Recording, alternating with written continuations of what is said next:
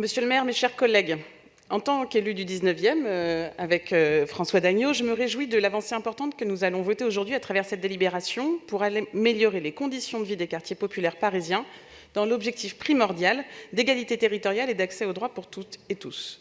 La ville mène une politique résolument engagée envers les quartiers populaires et leurs habitants depuis le début de cette mandature et même auparavant, notamment grâce au travail de Colombe Brossel, des élus d'arrondissement, des adjoints en charge des affaires sociales, des affaires scolaires, des adjoints au logement, à l'habitat, à l'aménagement, tant au niveau central qu'au niveau des arrondissements.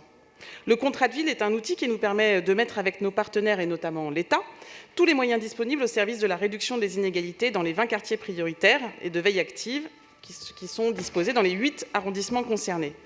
C'est 26 millions d'euros par an qui sont mobilisés pour des actions concrètes, avec des priorités d'emploi, d'habitat et d'éducation. L'évaluation à mi-parcours de ce contrat 2015-2020 qui a été réalisé par l'APUR a révélé des résultats positifs et des avancées en termes de logement, en termes d'éducation populaire et en termes de réduction des inégalités avec les autres quartiers parisiens. Cependant, il est nécessaire de poursuivre les actions stratégiques en la matière pour améliorer le cadre de vie et pour surtout atteindre les objectifs qui sont ambitieux, qui ont été fixés. L'accès à des équipements publics et à des espaces publics de qualité, à des transports facilités, à la réduction de certaines nuisances, à la sécurité, à la végétalisation, à l'amélioration de l'habitat, au développement de la mixité urbaine et à l'ouverture ou au maintien de commerces de proximité sont indispensables au rééquilibrage territorial. C'est ce que vise notamment le nouveau programme de renouvellement urbain, le NPNRU, pour celles et ceux qui ne connaîtraient pas ce magnifique acronyme. Ce cadre permet d'accélérer une rénovation urbaine profonde, de grande ampleur, dans des quartiers plus en difficulté et grâce au concours de l'Agence nationale du renouvellement urbain.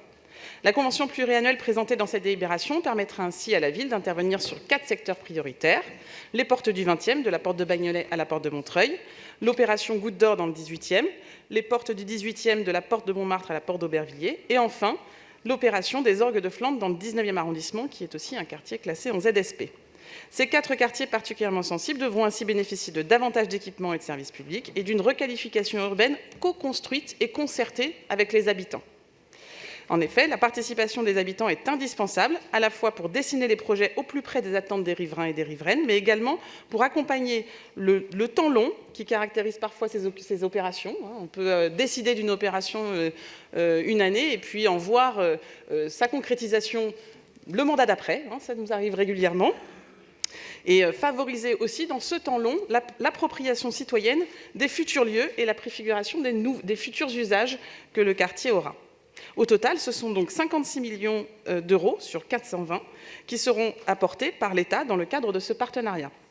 La ville dispose, elle, désormais d'un outil fondamental qui est celui de l'organisme foncier solidaire, appelé la Foncière de Paris, qui lui permettra de créer ou de requalifier du logement accessible aux classes moyennes en préservant des parcelles de la spéculation foncière et immobilière. On a déjà eu l'occasion d'en parler ce matin.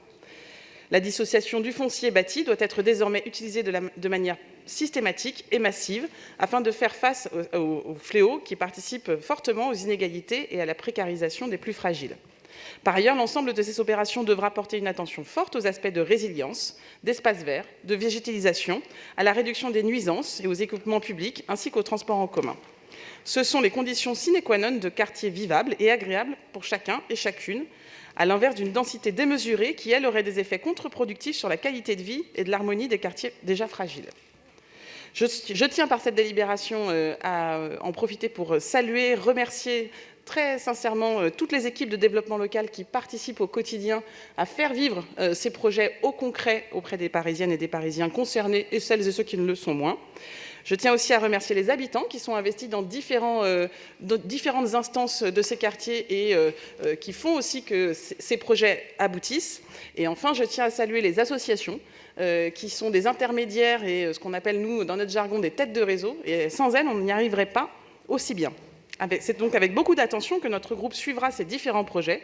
Nous voterons bien sûr cette délibération. Cependant, nous n'oublions pas que l'État, par ailleurs, abandonne bien souvent nos quartiers populaires et les habitants qui y vivent, et en réduisant la voilure du service public, notamment dans ces territoires, en supprimant des emplois aidés, et ça aussi, ça a des effets au quotidien pour la vie sociale de ces quartiers, Et je sais que la ville investit déjà énormément pour pallier au déficit de l'État, mais je tiens à redire que ça ne peut plus durer. Je vous remercie.